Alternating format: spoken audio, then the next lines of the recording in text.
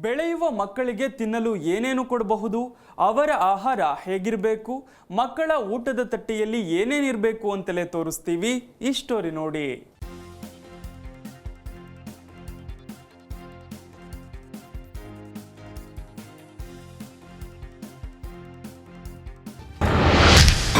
ಮಕ್ಕಳ ಊಟದ ತಟ್ಟೆಯಲ್ಲಿ ಏನಿರಬೇಕು, ಮಕ್ಕಳಿಗೆ ನೀಡಿ ಇಂತಹ ಆಹಾರ. ಮಕ್ಕಳ ಊಟದ ತಟ್ಟೆಯನ್ನ ಮತ್ತು ಹೊಟ್ಟೆಯನ್ನ ತುಂಬಿಸೋದು ಕಷ್ಟವಲ್ಲದಿದ್ರೂ ಸುಲಭವಲ್ಲ.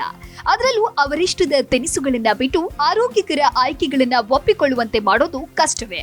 ಆದ್ರೆ ಎಳೆಯ ವಯಸ್ಸಿನಲ್ಲಿ ಬೆಳೆಯುವ ಅಭ್ಯಾಸಗಳು ಅವರನ್ನ ಜೀವನದ ಉದ್ದಕ್ಕೂ ಕಾಪಾಡಬಲ್ಲವು. ಹಾಗಾಗಿ ಆರೋಗ್ಯಕರ ಆಹಾರಾಭ್ಯಾಸಗಳನ್ನ ಅವರಲ್ಲಿ ಶಿಶು ದಿನಗಳಲ್ಲೇ ಬೆಳೆಸೋದು ಅಗತ್ಯ. ಹಾಗಾದ್ರೆ ಪುಟ್ಟ ಮಕ್ಕಳ ಆಹಾರದಲ್ಲಿ ಏನೇನಿರಬೇಕು ಮತ್ತು ಯಾಕೆ ಅನ್ನೋದನ್ನ ತಿಳಿಯೋಣ.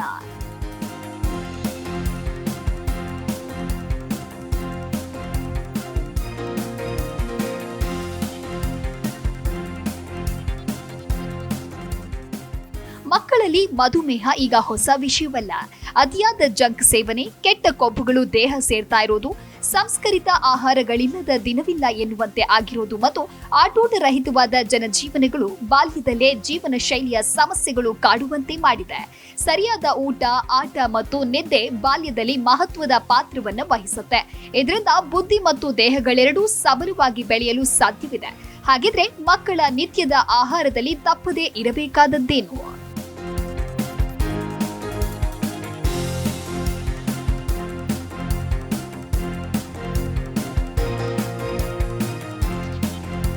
ಮೊದಲಿಗೆ ಡೈರಿ ಉತ್ಪನ್ನಗಳು. ಬೆಳೆಯುವ ಮಕ್ಕಳ ಮೂಳೆ, ಹಲ್ಲು ಮತ್ತು ಸ್ನಾಯುಗಳಿಗೆ ಡೈರಿ ಉತ್ಪನ್ನಗಳು ಮಹತ್ವದ ಪೋಷಣೆಯನ್ನ ಒದಗಿಸುತ್ತೆ.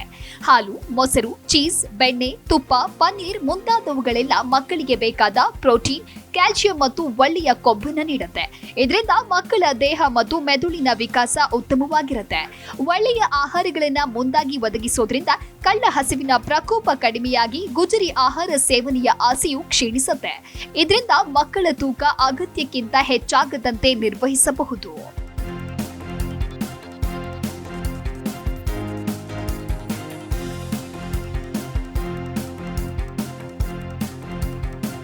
Lean protein. ದೇಹದ ಸ್ನಾಯುಗಳನ್ನ ಬೆಳೆಸಲು ಪ್ರೋಟೀನ್ ಇಲ್ಲದೆ ಸಾಧ್ಯವಿಲ್ಲ. ಸ್ನಾಯುಗಳಂದ್ರೆ ರಟ್ಟೆ ಮಾತ್ರವಲ್ಲ, ಮೆದುಳು ಸ್ನಾಯುವೆ. ಬೆಳಗಿನ ಉಪಹಾರಕ್ಕೆ ಮಕ್ಕಳಿಗಂತೂ ಬೇಕೇ ಬೇಕಾದ ಸತ್ವವಿದು.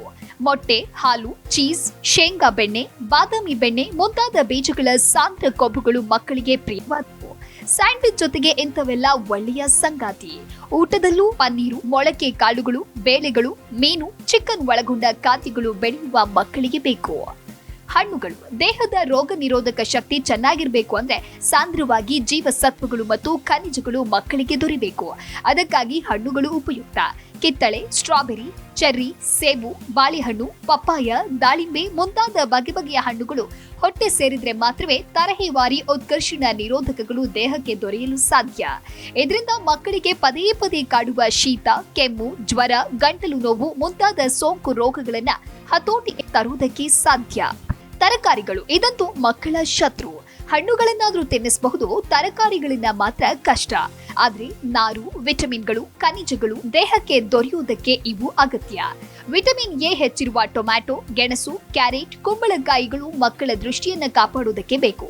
ವಿಟಮಿನ್ ಸಿ ಇಲ್ಲದಿದ್ರೆ ಸೋಂಕುಗಳನ್ನ ತಡೆಯೋದಕ್ಕೆ ಆಗದು. ಹಾಗಾಗಿ ಮಕ್ಕಳಿಗೆ ತರಕಾರಿ ತಿನ್ನಿಸೋದಕ್ಕೆ ಕಲಿತ ಬುದ್ಧಿಯನ್ನೆಲ್ಲ ಹೆತ್ತವರು ಖರ್ಚು ಮಾಡಬೇಕಾಗತ್ತೆ. ತರಕಾರಿಗಳನ್ನ ಬಿಲ್ಲೆಗಳಂತೆ ಅಥವಾ ಕಡ್ಡಿಗಳಂತೆ ಕತ್ತರಿಸಿ ಹಬೆಯಲ್ಲಿ ಕೊಂಚವೇ ಬೇಯಿಸಿ ಅದಕ್ಕಾಗಿ ಪೌಷ್ಟಿಕವಾದ ಡಿಪ್ಗಳನ್ನ, ರುಚಿಕರವಾದ ಚಟ್ನಿಗಳನ್ನು ಜೊತೆಗಿರಿಸಬಹುದು. ಮಾತ್ರವಲ್ಲ, ಅವುಗಳನ್ನ ತಿನ್ನೋದು ಎಷ್ಟು ಅಗತ್ಯ ಅನ್ನೋದನ್ನ ಮಕ್ಕಳಿಗೆ ತಿಳಿಸಿ ಹೇಳಬೇಕಾದದ್ದು ಈ ನಿಟ್ಟಿನಲ್ಲಿ ಮೊದಲ ಹೆಜ್ಜೆಯಾಗಿದೆ. ಧಾನ್ಯಗಳು. ಮಕ್ಕಳು ವ್ಯಯ ಮಾಡುವ ಶಕ್ತಿಯೆಲ್ಲ ಬರೋದು ಇದರಿಂದಲೇ. ಹಾಗಾಗಿ ಸಂಸ್ಕರಿತವಾದ ಸರಳ ಪಿಷ್ಟಗಳ ಬದಲಿಗೆ ಇಡಿಯಾಗಿರುವ ಸಂಕೀರ್ಣ ಪಿಷ್ಟಗಳನ್ನ ಮಕ್ಕಳಿಗೆ ನೀಡಿ. ಕೆಂಪು ಅಕ್ಕಿ, ಗೋಧಿ, ರಾಗಿ, ಜೋಳ, ಬೋಟ್, ಕಿನೋವಾ ಯಾವುದೇ ಸಿರಿಧಾನ್ಯಗಳು ಮಕ್ಕಳಿಗೆ ಬೇಕು. ಈ ವಸ್ತುಗಳನ್ನೇ ಬಳಸಿ ಮಾಡಿದ ಬ್ರೆಡ್, ಪಾಸ್ತಾ, ಚಪಾತಿ, ದೋಸೆ, ಇಡ್ಲಿಗಳಿಗೆ ಆದ್ಯತೆ ನೀಡಿ. ಇದರಿಂದ ದೀರ್ಘಕಾಲದವರೆಗೆ ಮಕ್ಕಳ ಶಕ್ತಿ ಕುಂದೋದಿಲ್ಲ. ಇನ್ನು ಇಂತಹ ಆಹಾರಗಳನ್ನ ತಪ್ಪಿಸಿ ಅಥವಾ ಕಡಿಮೆ ಮಾಡಿ. Cake, pastry, cookies, pizza, chips, ice cream, ಸೋಡಾದಂತ ಪಾನೀಯಗಳು, ಫ್ರೂಟ್ ಜ್ಯೂಸ್ಗಳು, ಅತಿಯಾಗಿ ಕ್ಯಾಂಡಿ ಮತ್ತು ಚಾಕೊಲೇಟ್ಗಳು, ಯಾವುದೇ ಒಪ್ಪೂರಿದ ಮತ್ತು ಸಂಸ್ಕರಿತ ಆಹಾರಗಳು ಮಕ್ಕಳಿಗೆ ಬೇಡವೇ ಬೇಡ. ಇವು ಬಾಯಿಗೆ ರುಚಿ ಅನ್ನೋದು ನಿಜವಾದ್ರೂ ದೇಹಕ್ಕೆ ಮಾತ್ರ ಶತ್ರು. ಇಂಥದ್ದೆಲ್ಲ ದೀರ್ಘಕಾಲೀನ ಆರೋಗ್ಯ ಸಮಸ್ಯೆಗೆ ನಾಂದಿ ಹಾಡುತ್ತೆ. Desk bureau, Zee Kannada news.